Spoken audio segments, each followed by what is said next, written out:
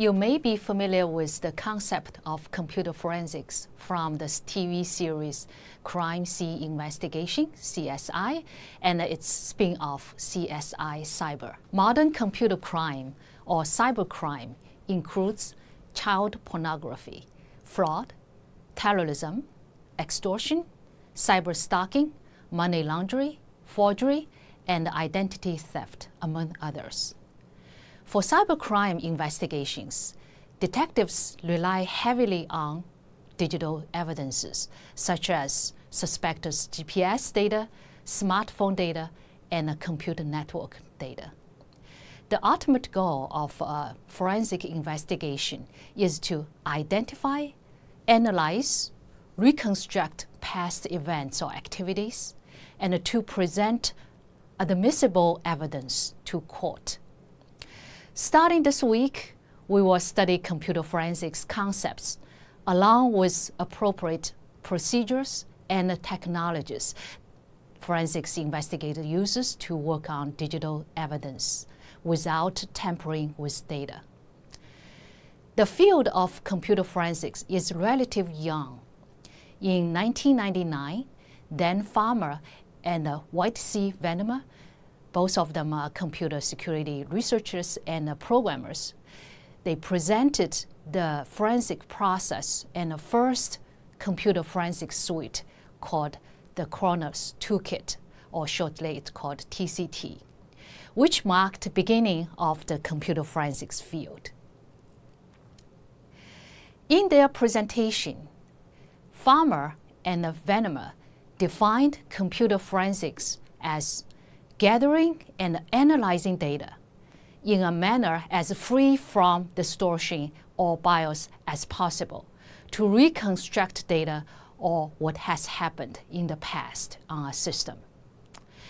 Now, it's kind of long, but actually it means computer forensic investigators use forensic tools and follow appropriate procedures to collect, preserve, analyze, and report admissible evidence to court, providing his or her critical judgments of exactly what has happened.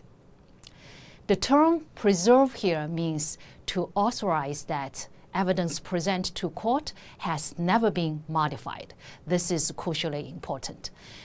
Following forensic procedure and using appropriate tools are important. The digital evidence could be tainted depending on how it was collected and analyzed, and where it was stored. Also, if you copy a file using, for example, the Linux Unix command, cp, you modify the file's access time, which accidentally taints the evidence. Let's look at the types of computer forensics technology. When reconstructing evidence, the first question is, where do we extract or collect evidence from? The evidence may reside in computer systems, computer networks, computer medium, computer peripherals, basically everywhere. Data can be in one of the three states: at rest, which means stored in a computer drives, the cloud, or a USB drive, etc., or mobile phone.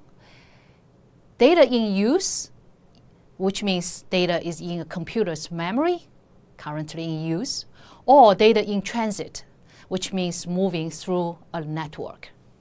The forensic tools that collect and analyze data at rest are different from the tools targeting to data in transit. So, based on that, we can categorize computer forensics by technologies working with different types of evidence.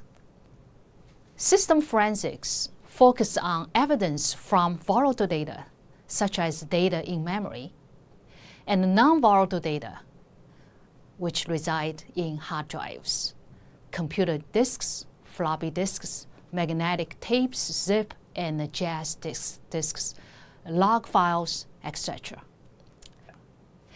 Network forensics determines what happened on a system based on network traffic study, such as timeline analysis, IP addresses, or contents of the packets. This task is technically challenging since this evidence is often transient and then does not last as long as a stored medium. Cloud forensics is an emerging area focusing on cloud-based evidence, such as Google Drives, web-based email stored on servers owned by a third party. This course, however, focuses primarily on computer system forensics, especially for Windows and Linux Unix operating system. While forensics tools and technologies differ from various types of operating systems, the general forensic procedure remains the same. Now we know that computer forensics use technologies to discover information about illegal activities. There are also the counterpart called anti-digital forensics, or ADF, which are technologies designed to thwart discovery of such information. ADF approaches aim to manipulate, erase, or obfuscate digital data to make forensic examination difficult, time-consuming, or virtually impossible. Here I give you some examples of ADF technologies. For example, renaming files by changing file extensions. Data hiding by associating good blocks with the bad block inodes. Overriding data and metadata, sometimes called wiping. Hiding or obfuscating data through steganography, cryptography, and other methods. Finally, I want to discuss the role of expert witness, which is one of the computer forensics examiner's most important functions. Expert witness present in court to judges, attorneys, juries, and other attendants to state their findings, opinions, and conclusions within the bounds of the trial. Expert witnesses follow the procedure of the court, testifying the scientific basis of findings, analyses, and conclusions, and demonstrate the scientific knowledge associated with their areas of expertise. It is critical that the expert shows no bias in action or explanation and speaks only truth.